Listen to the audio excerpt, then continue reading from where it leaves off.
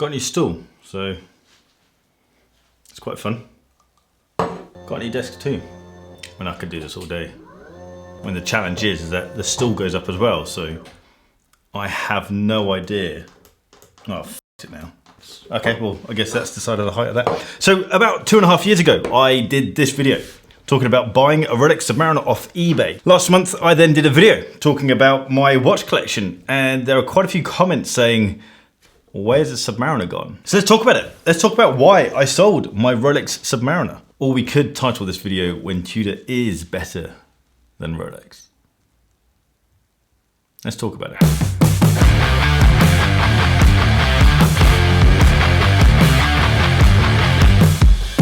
Welcome back to Buck and Jack. I'm Adrian, and buying the Rolex, I'm just going to be spinning around in this stool all day, and it's really, it's such a smooth action, buttery smooth, you could say. I'm pretty sure I have ADHD. Anyway, let's get into it. Let's add some context to this video to start off with. So I was buying my first big watch back in 2013, I think it was. I'd been saving for ages. I'd sold all my watches. I sold all my guitars as well, actually. I had about 2.5 grand, I think it was, and I decided on, well, it was between these two watches. The Omega Speedmaster broad arrow with a white dial, and the Rolex Explorer 2, the 16570 with the white dial or polar dial, however you want to call it.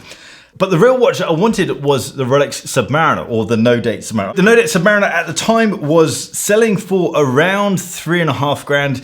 I didn't want to save anymore, so I pulled the trigger ultimately on the Explorer 2, the 16570. I had that for about 2 years, absolutely loved the watch, but the challenge was it always reminded me of the No Date Sub. It reminded me of not being able to afford that watch, and also it just wasn't the watch that I truly wanted. So when the opportunity came around for me to buy a new watch, and that watch could be the No Date Submariner, I went for it. For me, it made sense. It was a watch that I wanted for a long time. I had a nice funky watch, which was my Kermit. I had my other daily watch, which was an Explorer. And so I felt like the No Date Sub was just another easygoing, very versatile watch to join my collection. I ended up settling for a watch on eBay, a 2004 14060M with box, papers, and the original receipt. And I was buying it from the original owner, which I thought was pretty cool. I paid £6,000 for it, which at the time was a pretty decent deal.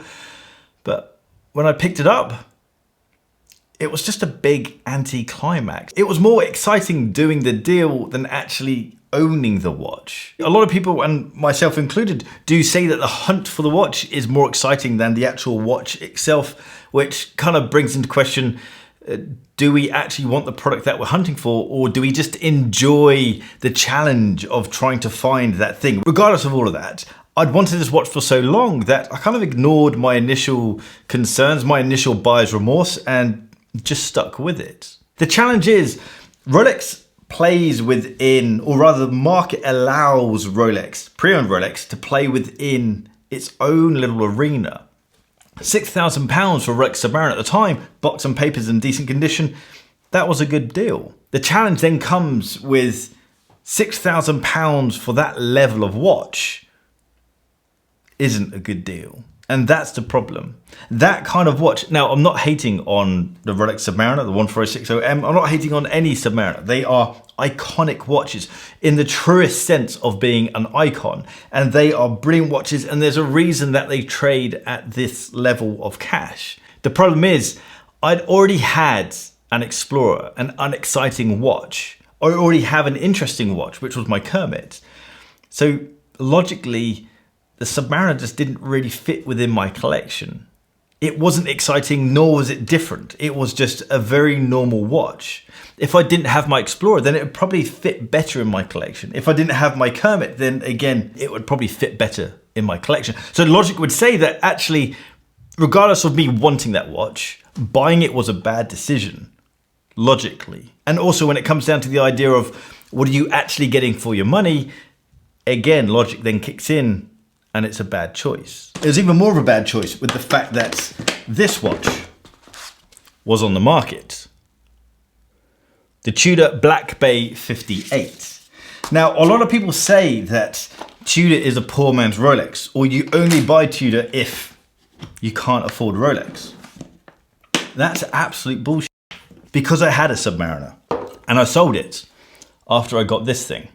The Tudor Black Bay 58, it isn't the same complete aesthetic as the Submariner. There are differences, obviously. Mercedes hands, snowflake hands.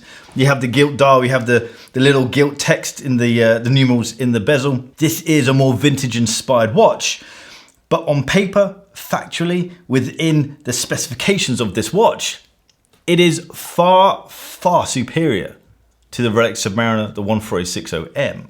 And that's where the challenge began. This watch, when I got it, it stopped me wearing my Submariner. I didn't need my Submariner. It's absolute rubbish when people say that you only buy a Tudor because you can't afford a Rolex. The build quality of this, the finishing of this is far superior to the Submariner. So for me, I didn't need that Rolex text. I didn't need that Submariner look because I already had it in my with my Kermit. I do love the Submariner, but I just couldn't get my head around the price of it. I couldn't see £6,000 in that watch. When I found out that I could own a Black Bay 58 and an Omega Seamaster for the price of a Submariner, it made no sense keeping the Submariner. It really was pointless. I got the nice vintage Submariner look from, even more of a vintage look, from the Black Bay 58. I got the nice beefy dive watch feeling from the Omega, and the movement inside both of these is far superior to the 3130 caliber, I think it is. It's a very accurate movement. It's a brilliant workhorse of a movement. Of its time, it was superb, but new technologies allow for these movements to outperform what was around before, especially in the Omega. It wasn't about money. It wasn't about being able to get it. I got it, I had it, I could afford it, I bought it, it was done. It just didn't do anything for me. I'm not telling you anything new at all in this video. You knew that the Rolex prices, pre-owned prices, are crazy. Both of these watches are far superior to old Rolexes. They certainly don't have the timeless design that the Rolex Submariner has. In 50 years, that Rolex Submariner 14060M will still be that timeless design. It will still be an incredibly cool looking watch. It will still be highly Instagrammable, or whatever photo sharing app there will be. These two watches, the 58 and the Omega Seamaster, they won't be timeless. These things won't be good looking in 50 years time. There will be versions of this, but they won't be this. Whereas a Submariner, it's iconic for a reason. I would just argue that the price was justified. I don't know where I'm going, but that's why I sold my Submariner. It did nothing for me. That doesn't mean it shouldn't do anything for you. When I make these videos around me ranting about watches like the Hublot, I'm not questioning or criticizing your purchasing decisions. That's not what this is about. I'm just sharing my thoughts. If you go off and buy an Hublot, that's brilliant, awesome, love it. I loved it when people just commented in my Hublot hating video. Well, it wasn't a hating video, it was an analysis video. I loved it when people commented saying, I love my Hublot. Brilliant. More power to you. So this isn't criticizing the owners. This is just me sharing my viewpoint. Let me know what your thoughts are, not just on Submariner, but if you've bought a watch that just didn't live up to the hype that you created in your head. There is obviously a lot of hype around, but we create our own hype as well. If you like this video, hit that thumbs up button. If you like the style of this video, hit the subscribe button down there and that little bell icon so you get notifications when I drop a new video. Straps. I sell straps over at barkandjack.com. NATO straps. I also sell leather straps over at barkandjack.com.